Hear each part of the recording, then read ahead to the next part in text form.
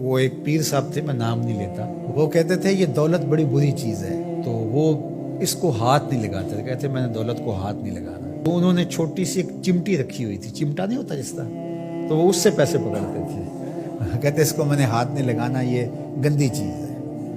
حالانکہ اس کی گندگی تو اس کا لالچ ہے، اور وہ تو صاحب تمہارے سینے کے اندر موجود ہے، چاہے چمٹے سے پکڑو چاہے ہاتھ سے پکڑو، بات تو ایک ہی ہے۔ لیکن اس پر بھی لوگ کہتے ہیں سبحان اللہ، وہ اس پر بھی خوش ہوتے ہیں کہ ہمارے پیر صاحب جو ہیں وہ دولت کو ہاتھ نہیں لگا رہے۔ تو یہاں تو لوگوں کا جب یہ ذہنی لیول ہوگا تو پھر ظاہر ہے یہ ڈرامے چلتے رہیں گے اور یہ چیزیں جو ہیں وہ جاری رہیں گی۔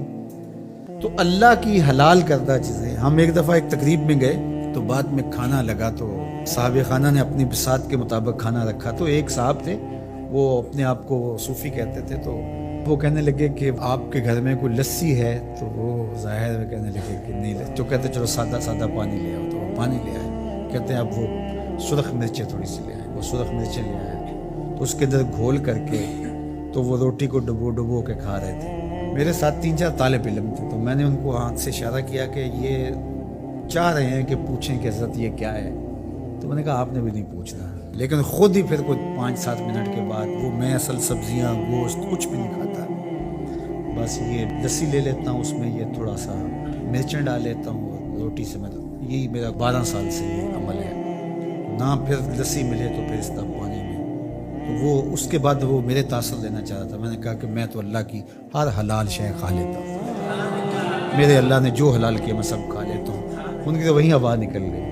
تو یہ کس نے آپ کو حق دیا ہے کہ اللہ کی حلال کردہ چیزوں کو حرام؟ اگر آپ کی طبیعت نہیں مانتی یا آپ کی قسمت ایسی سڑی ہے کہ طیب اور پاکیزہ کھانے سامنے موجود ہیں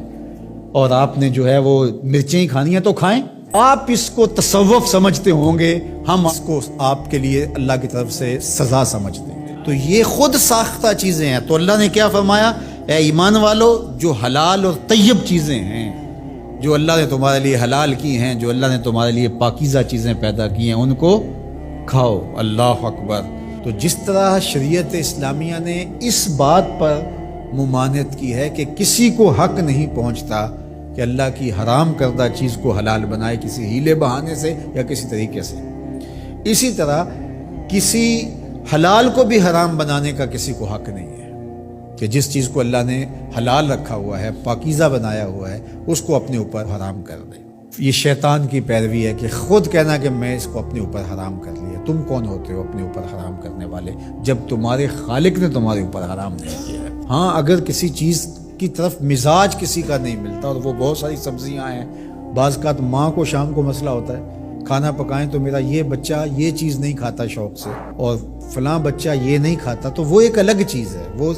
انسان کی رغبت طبعی کسی چیز کی طرف ہونا نہ ہونا، یہ کسی کا مزاج ہے، اور اس مزاج کے بارے میں کسی کو زور بھی نہیں دیا جا سکتا، لیکن اس کو حرمت کے درجے پہ لے آنا، اس کو اس لیے استعمال نہ کرنا، میں نے حرام کر رکھا ہے اپنے اوپر، تو یہ درست نہیں ہے۔